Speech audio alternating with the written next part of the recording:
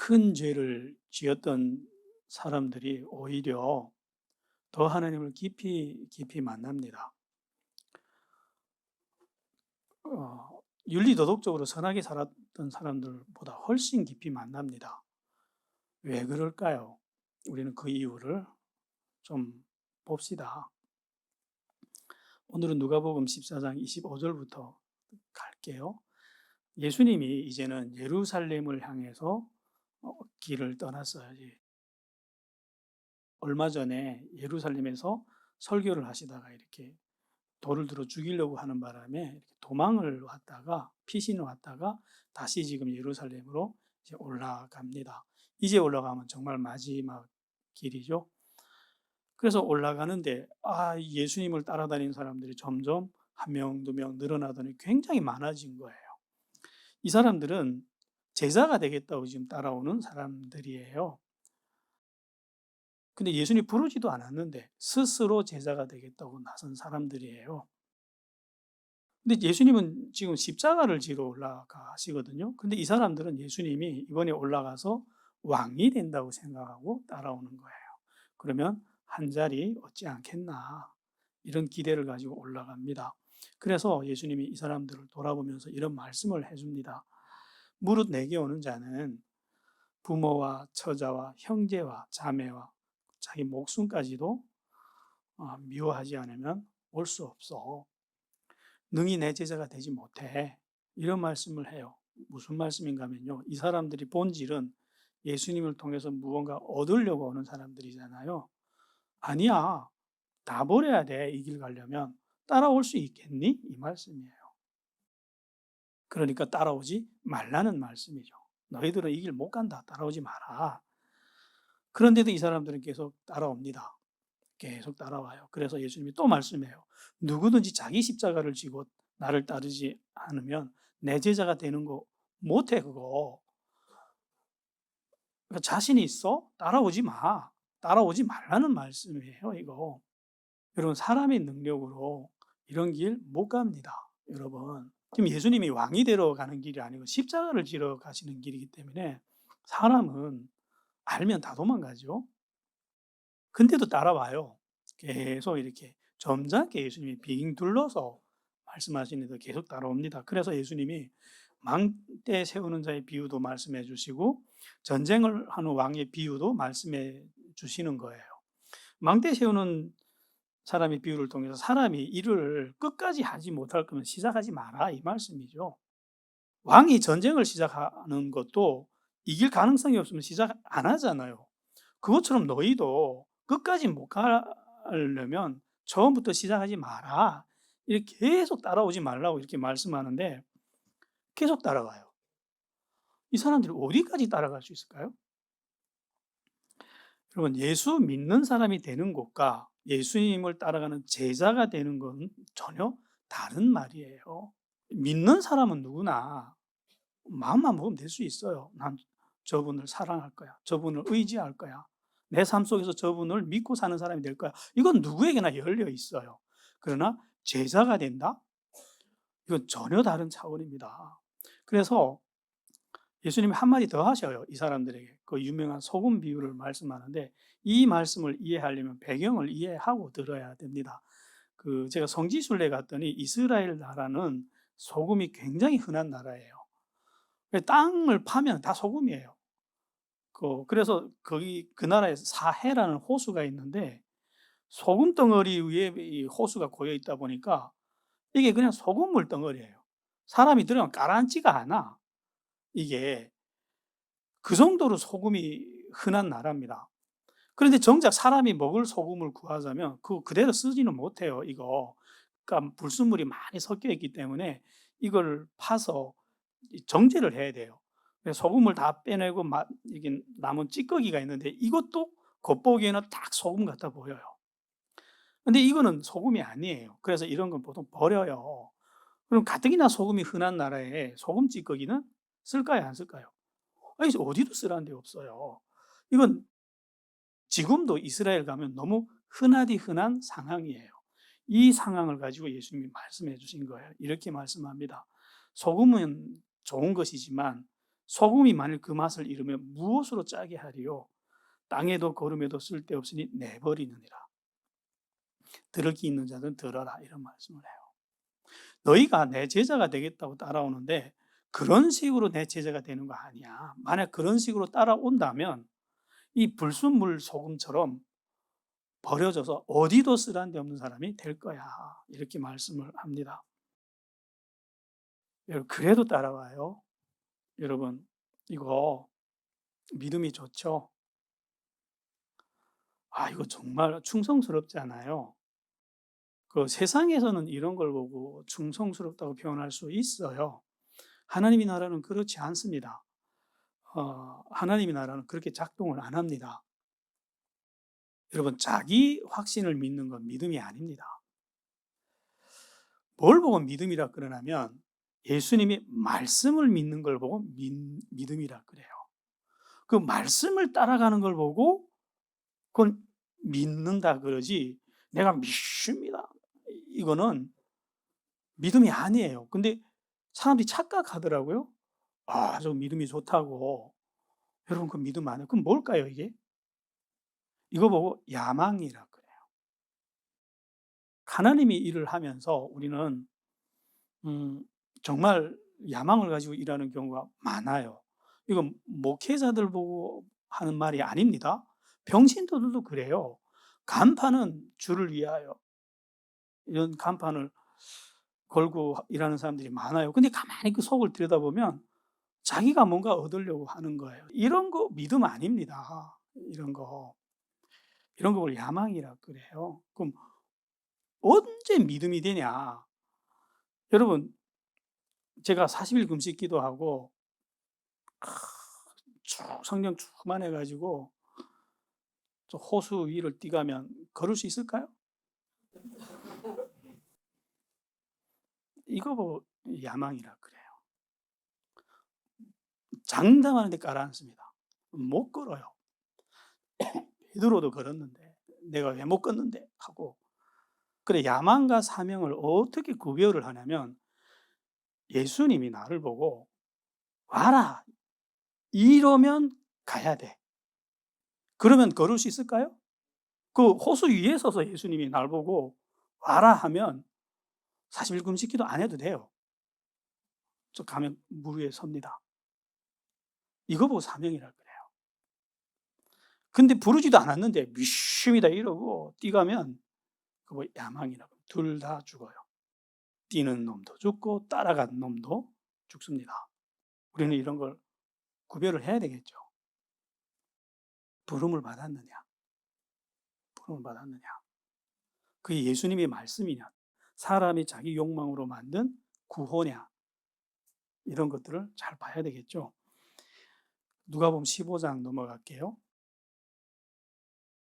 세리들과 죄인들에게 예수님은 굉장히 다른 사람이었어요. 온 세상이 자기들을 짐승 취급할 때 예수님은 이 세리들과 죄인들을 인격적으로 대우해 주셨거든요. 그래서 너무 좋은 거예요, 세리들이. 이거 성경에 나온 이대로 제가 설명하니까 당연히 그래야지 굉장히 점잖게 들리죠. 우리 현대인의 언어로 다시 바꿔서 한번 말을 해볼까요? 김성근 목사를 목회자들은 다 싫어하는데 세상에 저기 노원구에 있는 깡패 양아치들이 좋아한다더라. 뉘앙스가 어때요? 굉장히 거북스럽죠, 이거. 그런 상황인 거예요. 당시 종교 지도자들은 예수님을 너무 싫어했어요. 근데 예수님이 어디로 가면 그 지역에 있는 세리와 죄인들이 예수님을 너무 좋아하는 거예요. 그래서 예수님 앞에 막 와요. 그리고 예수님 말씀 막 들어요. 이렇게 열심히 귀담아 듣고 그러다가 이 세리들이니까 가진 건 돈밖에 없어요. 그러니까 예수님, 우리 잔치 한번 좀 차립시다 하고 잔치를 이렇게 차리면 뭐 가난하게 차릴 것 같아요? 그 지역에 온갖 좋은 술에 양고기에 뭐 좋은 거 다 이렇게 진수성찬해가지고 섬긴단 말이에요. 그럼 거기 이 성경이 점잖게 기록해서 세리와 죄인 했는데, 죄인 누구죠? 창녀들 보고 하는 말이에요. 그러면 정말 그림이 우리 볼 땐 거룩하지 않아요. 거기서 예수님이 이 사람들하고 같이 술도 마시고 이렇게 고기도 드시고 이러는 거예요. 그림이 보기가 참 거북스럽죠. 그런데 사실 여러분 이게 하나님의 나라의 한 장면입니다. 여러분 이거 인력으로 이런 장면 절대로 못 만들어요. 죄인들이 그 악했던 죄인들이 스스로 와서 눈물 줄줄 흘리며 듣다가 자기들이 돈을 내서 막 예수님을 섬기면서 그렇게 기뻐하는데 이거 어떻게 인력으로 만듭니까? 이거 누가 한 일이죠? 하나님이 하신 일이에요. 지금 그 간악한 불가능했던 죄인들이 막 돌아와서 하나님을 만나고 있는데 이 아름다운 장면을 바리새인들이 이러는 거예요. 봐라 저거 봐라 저 세리들이 돈맛에 들어가지고 저거 세리들하고 같이 밥 먹는다. 창녀들하고 같이 밥 먹는다. 이거 유대인들의 세계에서는요, 이거 얼마나 끔찍한 말이냐면요. 지금도 유대인들은 이방인들하고 식사 자리에도 앉지 않아요. 사람이 어떻게 짐승하고 밥 먹냐고. 이방인하고도 안 먹는데 세리하고 먹었다? 이건 더 불가능한 말인 거예요. 지금 그러니까 진짜 경악한 일이죠. 유대인들의 세계에서는. 우리식으로 하면 여러분들이 감당하겠습니까? 제가 탐관 오리들하고 같이 앉아서 술 마시고 밥 먹고 이러면 여러분들이 야, 저 목사 다 됐구나 이제 이러지 않을 거예요? 똑같은 거예요 지금. 그래서 예수님이 오늘 본문 말씀을 이야기를 해주시는 거예요. 너희 중에 어떤 사람이 그 양이 100마리가 있는데 한 마리 잃어버렸어. 그리고 나머지 99마리를 우리에 두고 그 한 마리 찾으러 가지 않겠니? 그래서 산가들로 막 다니다가 그 한 마리 찾으면 너무 기뻐가지고 내가 잃어버렸던 양을 다시 찾았어. 이러고 돌아와서 친구들을 찾고 잔치를 벌이고 기뻐하지 않겠냐. 이게 하나님의 마음이야. 죄인 한 사람이 회개하면 하나님은 의인 99명보다 이 사람을 기뻐해, 더 기뻐해. 이렇게 말씀하시는 거예요. 은혜스럽죠? 여러분, 야, 예수님이 하신 말씀이니까 좋은 말씀이겠거리 하고 그냥 아멘은 안 하네요. 이런 거 왜 또 잘 알아들어요? 제가 처음에는 그냥 무작정 아멘, 아멘 이랬는데 정신 차리고 읽어보니까 열받더라고요. 이게 은혜스러운 말씀 아니에요. 여러분들은 이런 죄인들이 아니잖아요. 세리들이 아니잖아요. 그러면 여러분들의 입장에서 이 말씀을 들어봅시다. 무슨 말씀인가 하면요. 너희 같은 것들은 한 트럭 가져와도 저 사람보다 못해. 아직도 열 안 받아요? 그 말 아니에요? 너희 99명보다 저 사람은 더 기뻐해. 저 사람이 돌아온 걸 더 기뻐해. 저 깡패가 돌아오는 걸 더 기뻐해. 이런 말씀인 거예요. 정신 차려보니까 제가 이 좋은 말씀이 아닌 거예요. 그래서 야, 이거 정말 이해하기 어렵다. 야, 정말 인간의 이성으로는, 세상의 논리로는 이해가 어렵다 이거. 그럼 한번 봅시다. 이게 무슨 말씀인지. 당시 사람들은요, 하나님은 경건한 사람을 사랑한다고 생각했어요. 그리고 죄인들은 미워한다고 생각했습니다. 그래서 경건한 사람이라면 이 나쁜 사람들하고 어울리면 안 돼. 가까이 하면 안 돼. 그때는 지금 우리도 똑같잖아요. 여러분들은 나쁜 사람들하고 어울리려고 안 하잖아요. 그렇게 생각하고 있었어요. 그래서 하나님도 당연히 그 나쁜 사람은 미워하고 가까이 안 할 거야. 이렇게 생각했는데 아니라는 거예요. 예수님 말씀은. 하나님은 죄인들도 사랑한대요. 나도 사랑하지만, 예배드리는 나도 사랑하지만 저기 지금 나가서 강도질하는 저 나쁜 사람도 사랑한다는 거예요. 그래서 그 사람도 이렇게 회개하고 돌아서서 살기를 바라는 것이 하나님의 심정이라는 거예요. 이거 유대인들은요, 이 말씀을 지금도 이해 못 합니다. 그 머리 좋은 유대인들이.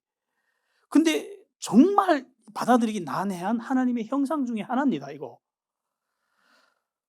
유대인들은 지금도 어떻게 생각하냐면요, 하나님을 감정 없는 그냥 독재자 같은 심판관일 뿐이에요. 그러니까 어떻게 막 율법 조항조항을 어기지 않고 잘 지키는데 목숨을 걸잖아요. 잘 지키면 칭찬해 주시고 복을 주시고 하나라도 뭐 지금 이 나쁜 놈 새끼 지옥이나 떨어져, 이런 하나님으로 상상한다는 거예요. 그런데 하나님은 죄를 짓는다 해도 인간이 그 인간을 미워하는 것이 아니라 잃어버린 양으로 바라본다는 거예요. 자, 잃어버린 양 개념이 여러분들이 상상하는 거하고 달라요. 하나님의 개념과 인간의 개념이 달라요. 여러분들은 내 소중한 보석 덩어리 하나 잃어버리면 어딘가에 흘리든가 도둑 맞히든가 이렇게 해서 잃어버리면 못 찾잖아요. 그럼 마음이 아파도 단념을 해야 되잖아요. 근데 하나님의 입장에서 잃어버린다는 건 그런 개념이 아닙니다. 하나님에게는 보여요, 어디 있는지. 어디 있는지 인간이니까 모르지 하나님은 모르나요, 어디 있는지 그게? 안다고요. 인간이 아무리 하나님을 떠나서 멀리 떠나도 다 하나님 손바닥이죠. 보이는데 이거 가서 못 데려오는 그 하나님의 마음. 야, 이건 좀 제가 이 이상 설명 못 하겠어요. 이 사람의 안타까운 마음을. 내 건데 보이는데 못 가져오는 이 마음. 그게 하나님의 마음이라는 거예요. 어느 정도 하나님이 그 사람에 대한 애정이 깊냐면 그를 위해서 천국에 이미 자리도 하나 만들어 놨대요. 그 사람이 와야 이 99마리 중에 그 사람이 와야 이게 100으로 완성이 된대. 천국이 그 사람이 와야 완성이 된대요. 우리는 당연히 들어가야 될 사람들이지만 저 사람까지 와야 천국이 아름답게 완성이 된다는 거예요. 그러니까 저 사람이 더 가치가 있는 거죠. 이게 죄인을 바라보는 하나님의 마음이라는 거예요. 그래서 이 죄인 한 사람이 돌아오면 그렇게 기뻐하시는 거예요. 당시 유대인들은 못 알아들었어요. 바보처럼 못 알아들었어요. 우리는 알아듣나요, 이거? 한번 알아들었는지 못 알아듣는지 한번 계속 나가봅시다, 우리. 그래서 10드라크마 비유를 또 말씀해요, 예수님이. 이건 그 죄인들을 사랑한다? 이건 정말 인간이 이해하기 어려운 하나님의 형상 중에 하나입니다. 이건 신앙이 좀 어떤 깊은 영역에 들어가야 그렇구나 하고 이해하는 영역이죠. 그래서 그 죄인을 사랑하는 하나님의 그 성품, 그걸 예수님이 또 설명해요. 이렇게 설명하거든요. 어떤 여자가 10드라크마가 있었어. 근데 하나를 잃어버린 거예요. 그래서 그 하나를 찾겠다고 온 집안에 등불 다 켜고 빗자루질하고 구석구석 다 찾다가 찾은 거예요. 그러니까 너무 기뻐서 이웃들을 불러다가 막 잔치를 차리면서 그러는 거예요.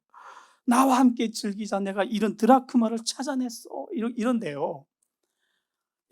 이것도 좀 난해한 말씀이거든요. 이게 무슨 말인가 하면요. 여러분, 드라크마, 우리는 그 데나리온이라는 말은 들었죠. 데나리온은 한 사람 하루 일당이에요. 근데 이게 로마 화폐 단위입니다. 그럼 드라크마는 뭐냐? 헬라 돈이에요. 헬라 화폐 단위인데 이것도 한 사람이 하루 일당이에요. 그러니까 데나리온하고 드라크마하고 똑같은 돈인데 하나는 로마 돈이고 하나는 헬라 돈인 거예요. 이스라엘은 당시 두 개 나라 돈을 공통으로 사용하고 있었단 말이죠. 근데 그냥 돈인데 10드라크마는 돈이 아닙니다. 그럼 우리는 10드라크마는 그냥 한 사람이 열흘 일당이겠네 이렇게 생각하겠는데 그게 아니에요. 남자 부부가 결혼을 할 때 당시 헬라 돈이 좀 이뻤대요, 디자인이. 그래서 10드라크마를 가지고 이렇게 깨서 장식품으로 만들어서 아내에게 주는 결혼 선물이래요, 이게. 그러면 여자는 그거를 자기 머리에 장식품처럼 이렇게 달고 다니는데 잘 때도 이거 내려놓지 않는대요. 그러다가 실수로 이 10드라크마 중에 하나를 잃어버리잖아요. 이혼 사유가 된대요, 당당하게. 지금 우리 문화에서는 결혼 반지 잃어버렸다가 이혼당하지는 않잖아요. 근데 그 이상의 가치인 거예요, 이게. 이거 남편의 사랑이고 나는 자랑스럽게 나를 사랑하는 남자가 있는 여자야, 이런 상징인 거예요. 그러니까 여자들이 잘 때 이거 안 벗어는 놨대요. 그런데 이게 그 10드라크마 중에서 한 드라크마가 잃어버리면 나머지 의미가 없어지는 거예요. 이해되죠? 9드라크마가 아무 의미 없는 거예요, 이게. 그러면 이 잃어버린 한 드라크마는 돈이에요, 이거? 이거 돈 아닌 거예요. 그러니까 이 여자가 그렇게 찾는 거예요, 이게.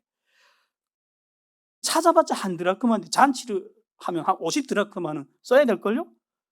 이 미친 짓을 하는 거야. 수학적으로 계산하면.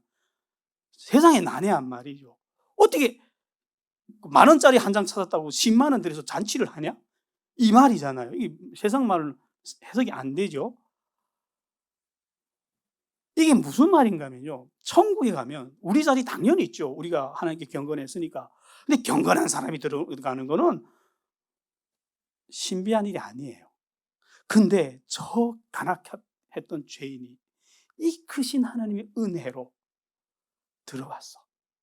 그것 때문에 천국이 얼마나 아름다워지는지 아세요?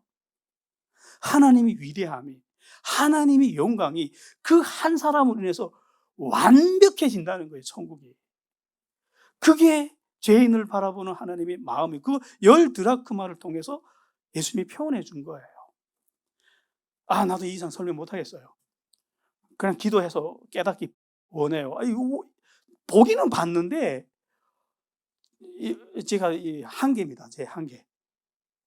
그 천국의 아름다움, 그 악했던 사람이 들어가야만 오히려 그 악한 것이 주의 위대한 은혜로 그 위대한 아름다움이 나타나는 그 신비로움은 더 이상 설명 못 합니다. 그런데 이 아름다운 이 천국을 보여줬는데, 하나님의 그 심정을 보여줬는데, 그래서 예수님이 이렇게 말씀하거든요. 내가 너에게 이르노니 이와 같이 죄인 한 사람이 회개하면 하나님의 사자들 앞에서 기쁨이 되느니라. 바리새인들이 이 말을 못 알아듣습니다. 우리는 알아들었나요? 진짜 기모거리 소경 같아. 바보처럼 못 알아들어. 이런 말씀을. 왜 못 알아들을까? 왜 못 알아듣냐면요. 여러분, 이런 거는요, 마음 언어라 그래요. 하나님의 마음을 설명한 언어, 정보가 아니에요, 이거는. 그럼 이런 거를 들을 때는 뭘로 들어야 되죠? 마음으로 들어야, 이게 이 말이구나 하는 거 이해가 되는 거예요, 이게. 근데 이 바리새인들은 뭘로 들었냐? 머리로 듣는 거야. 그러니까 안 들리는 거예요. 비유를 하면 이래. 바리새인들 앞에 아름다운, 설명할 수 없는 아름다운 그림을 보여줬더니 이거 수학 공식 가지고 분석을 하기 시작하는 거예요. 자로 재고 분도계로 재고 각도는 얼마고 그림의 채도는 얼마고 이러고 쫙 논문을 쓰는 거야. 이해될까요, 그림이? 이런 식인 거예요. 이런 말씀들을 이해를 하려면 여러분, 마음은 마음으로 들어야 되고 그림은 그림으로 봐야 이해가 되잖아요. 근데 우리도 이거 어떻게 듣냐면 머리로 듣는다는 거예요. 그래서 무슨 말인지 이해를 못 해. 그래서 우리식으로 그 버전을 바꿔서 제가 제 가깝게 다시 좀 말을 해볼게요. 여러분들이 애를 다 키워봤잖아요. 애가 한 5쯤 있다 합시다, 여러분들이. 이 한 놈 잃어버린 거야. 그럼 여러분 마음이 어떻게 됩니까? 나머지 4명한테 정신이 있어요, 없어요? 4명은 집에 처박아 두고 나머지 한 놈 찾겠다고 산가들로 정신없이 뛰다니는 되는 거 아닙니까? 그리고 옆집 사람이 왜 그러니까 내 애 하나 잃어버렸다고. 그럼 여러분들이 그걸 수학적으로 분석해요? 어떻게, 애 키워본 사람들이 이게 무슨 말인지 알잖아요. 그럼 다 같이 뛰쳐나가잖아요. 같이 찾자고. 이런 말씀인 거예요. 하나님의 심정이 이렇다고. 이러면 좀 느낌이 옵니까? 근데 앉아서 그놈은 죽어도 돼. 이랬다 합시다. 그 자식이 어제 사과 하나를 훔쳐 먹었지, 죽어도 찾지 마요. 이게 우리 심정이라는 거예요. 하나님이 이 자신의 이 아픈 마음, 이 절절한 마음을 알아주기를 원해서 우리 인간들이 너희 좀 알아줘, 이런 내 마음을. 그래서 구약 시기 때부터 수천 년 동안 절절하게 설명했어요, 이거를. 예수님이 와서 처음 한 말씀이 아닙니다, 이거. 그래, 에스겔서에 보면 자기가 만들었던 나라를 다 멸망시키고 살려주려고 이 바벨론에 한줌 데려온 사람들을 향해서 피를 토해요, 하나님이. 내가 어찌 악인이 죽는 것을 초국민들 기뻐하겠느냐? 그가 그 길에서 돌이켜 떠나 사는 것을 어찌 기뻐하지 않겠냐? 나의 삶을 두고 맹세할게. 나는 악인이 죽는 걸 기뻐하지 않아. 악인이 그 길에서 돌이켜 떠나 사는 것을 기뻐해. 이게 하나님이 절절한 심정이라는 거예요. 그런데 이런 말을 바리새인들은 못 알아들어요. 왜? 머리로 들으니까.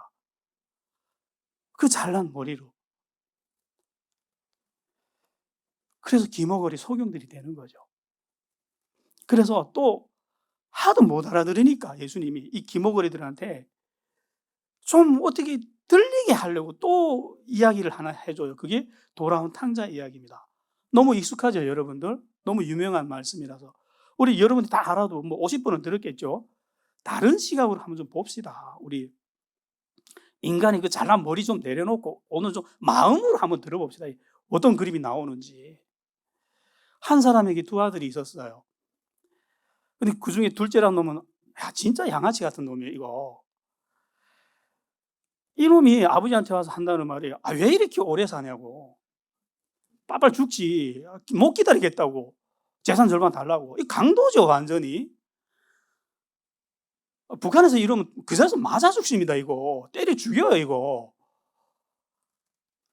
근데 아버지가 이거 재산 절반 갈아준 거예요. 그래도 이놈이 이 재산 들고 엄청난 돈이죠. 그 돈 들고 외국 나가서 다 창녀들한테 써버린 거예요. 야, 얼마나 깨끗하게 썼는지. 밥 먹을 돈도 없어, 이제. 신발도 없어. 신발도 좋은 신발 신고 나갔을 테니까 끝까지 다 팔아먹고. 노숙자로 이렇게 벌벌 떨며 굶주리고 앉아있다가 생각을 해봤더니 우리 아버지 집에 가면 머슴들도 배불리 먹는데, 머슴들도 따뜻한 집에서 사는데, 내가 이제 아들이라고 불리는 건 자격은 잃었으니까 집에 돌아가서 머슴살이라도 좀 하자고 말을 해봐야 되겠다고 집에 돌아와요, 이 사람이. 제가 읽으면서 그랬어요. 야, 대단한 사람이다. 이러고도 오네. 진짜 대단한 사람이죠. 나는 못 오겠어요, 이거. 그리고 돌아오는 거예요, 이 사람이. 근데 아버지는요, 이 아들이 떠나간 다음부터는 맨날 기다리는 거예요. 그 먼 길을 쳐다보면서 언제 오나 하고 쳐다보는 거예요. 혹시 사람이 나타나면 저게 내 아들이 아닌가 해서 쳐다보고. 바보 됐어요, 이제 아버지가. 그러다가 어느 날 아들이 나타난 거예요. 그러니까 아버지가 너무 기뻐가지고 엎어지며 자빠지면서 뒹굴며 달려와요, 아버지가.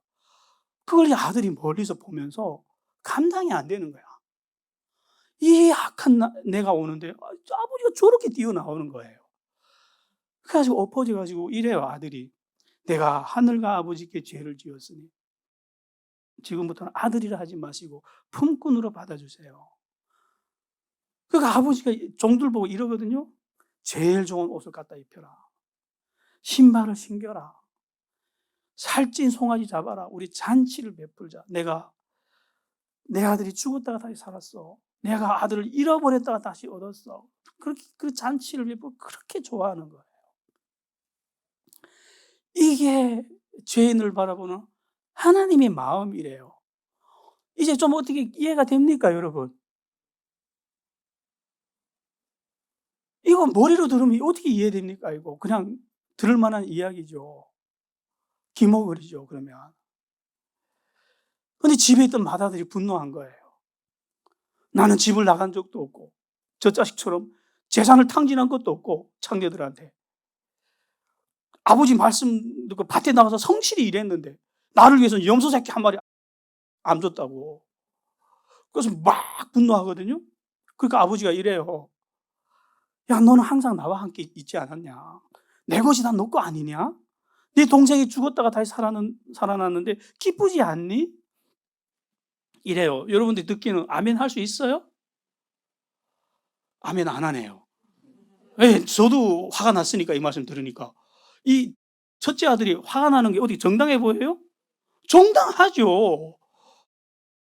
나는 진짜 경건하게 살았는데 뭐야, 나를 위해서는 성령을 주지도 않고 맨날 메마르게 살아야 되는데 저 나쁜 놈이 돌아오니까 성령을 그냥 한없이 부어주시는 거고요. 눈물 펑펑 흘리면서 나는 모태신앙으로 살았는데 맨날 메말랐다고. 근데 저 나쁜 사람은 그냥 온 세상에 하나님 사랑을 혼자 받아, 지금. 펑펑 울잖아요, 지금. 우리가 볼 때는 마다들이 충분히 분노할 만해요. 그런데 왜 이런 일이 일어나냐면요. 하나님이 정말로 정말로 원하는 사람은 윤리 도덕적으로 선한 사람 아닙니다. 하나님이 원하는 사람은요. 그가 세리든 탕자든 바리새인이든 목사든 권사든 아무 관심 없어요, 하나님은. 마음으로 돌아온 사람. 그 사람을 원해요. 우리 식으로 하면 이거 뭐라 하죠? 회개한 사람을 원한다고. 그래서 만약 사람이 마음을 돌이켜서 회개하고 마음을 열고 하는 게 돌아오면 그럼 어떤 일이 일어나는지 아세요? 하나님 마음을 만나게 돼요. 회개해야 마음을 만난다니까요. 여러분 물어봅시다. 기도 많이 하면 능력 옵니다. 그래서 천사들하고 대화도 하고요. 능력을 얻어서 막 아픈 자도 고칠 수 있어요. 신앙생활하면 이런 길도 있고요. 하나님의 마음을 만나는 길도 있어요. 어느 게 더 멋있어 보입니까? 그래도 내가 손을 들면 병자들이 다 쓰러져야지. 다 일어나야지. 이게 멋있어 보이잖아요. 아니, 그것도 멋있어요. 근데 그에 못지않게 멋있는 길이 또 있거든요. 아버지의 마음을 만났더니 이런 게 들어오는 거예요, 내 마음에. 어떻게 나를 살리겠다고 자기 아들을 저렇게 죽이냐. 여러분 십자가는요 인간의 상상을 초월합니다. 오죽하면 하나님이 예수님이 죽은다고 없애버렸어요. 인류 역사에 그때 반짝 나타나고 다시는 없어요. 너무 참혹하다는 걸 아니까. 어떻게 저렇게 죽이냐? 그 하나님의 마음이 사람 안으로 들어옵니다. 그럼 사람 어떻게 되는지 아세요? 미쳐요. 엉엉 울면서 그때는 사람이 이렇게 돼요. 그 하나님하고 같이 살아요. 나 이렇게 안 살래 이러고. 좀 가난하면 어때? 그때부터는요. 이거 사람 아닙니다. 성경에 이거 보고 뭐라 하냐면요. 하나님의 아들이라 그래요.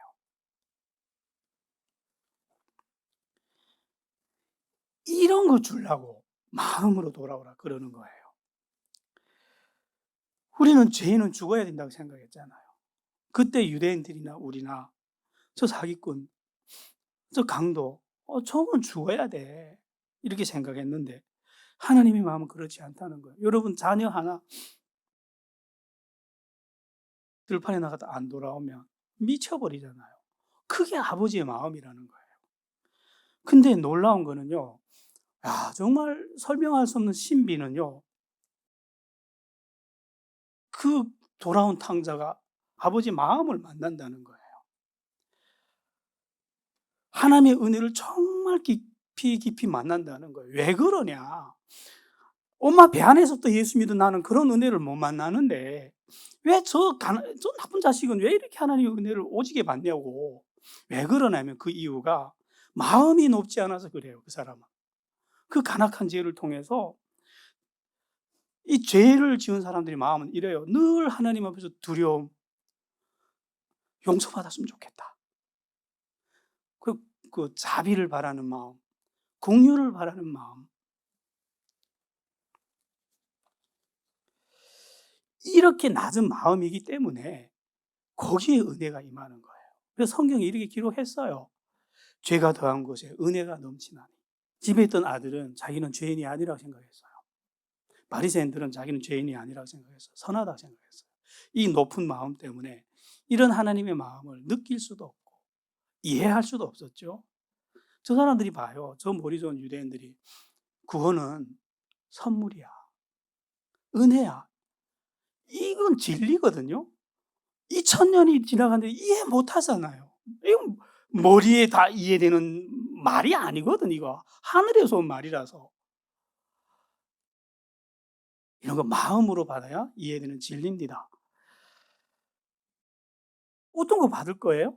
어떤 게 더 갖고 싶어요? 하나님의 마음을 받는 거하고 기도 많이 해서 능력을 얻는 거. 어떤 게 더 갖고 싶어요? 예. 이제는 뭐가 더 좋은지를 좀 아시네요. 제가 받았어요. 저는 이런 마음을. 그런데 이런 하나님의 마음은 어떤 경우에만 임하냐면요. "주세요, 주세요." 하고 이래서 오는 게 아니고 낮은 마음, 겸손한 마음, 회개한 마음, 이런 마음에 임한대요.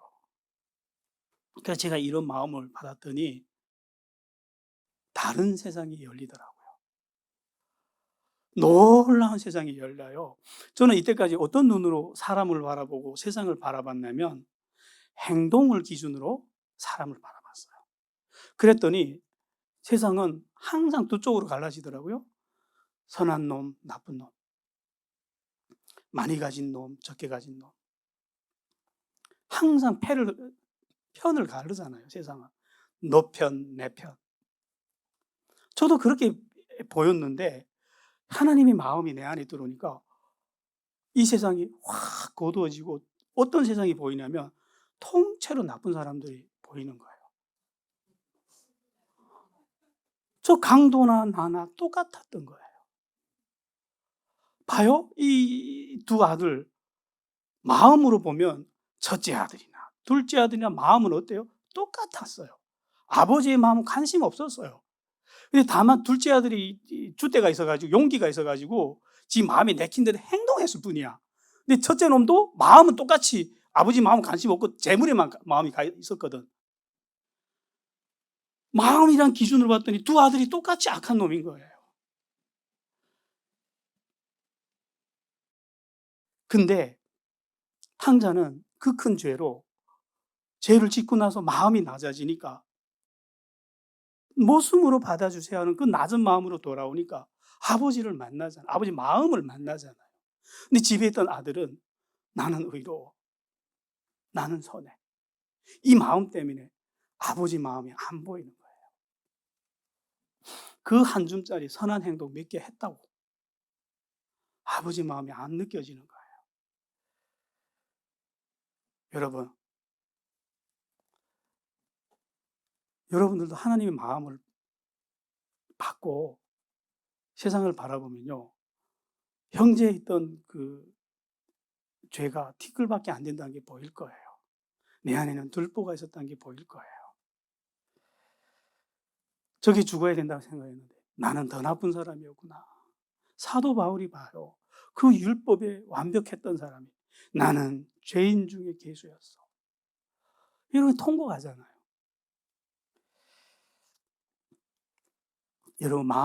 여러분들이 마음이 그렇게 높으면요. 나는 선하다고 생각하면요. 하나님이 내 옆에 있어도 안 보입니다. 근데 내가 죄인의 마음으로 내가 낮아지면요. 온 천지에 하나님의 은혜가 보여요. 하늘에 가득한 하나님의 자비가 보입니다.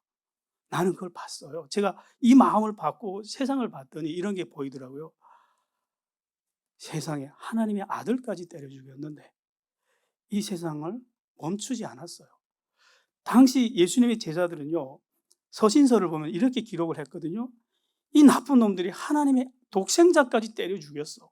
하나님이 이 세상을 가만두겠냐는 거예요. 그래서 몇십 년 안에 종말이 온다. 정신 차려라. 근신해라. 이렇게 썼거든요. 실제로 서신서 보면 그렇게 썼어요. 그래야 되니까 또. 근데 하나님은 2000년을 지금 참아주시는 거예요. 이게 하나님의 자비였구나. 그렇게 오래 참아주니까 여러분도 살고 나도 살았잖아요. 오랫동안 멸하지 않고 이 세상을 참아준 게 벌써 2000년이 넘어가요. 그 크신 하나님의 자비가 그때 보이는 거예요. 그 하나님 마음이 내 심정이 들어왔더니 이런 걸 어떻게 인간의 지식으로 머리로 이해합니까? 기도할게요. 하나님, 이 교만했던 마음을 다 내려놓고 이제는 낮은 마음으로, 탕자 같은 마음으로 우리가 돌아서겠습니다. 우리에게 아버지의 마음을 주십시오. 아버지 마음을 주십시오. 그래서 우리가 아버지와 함께 아파하고 함께 기뻐하는 그런 자녀들이 되게 하여 주십시오. 예수님 이름으로 기도했습니다.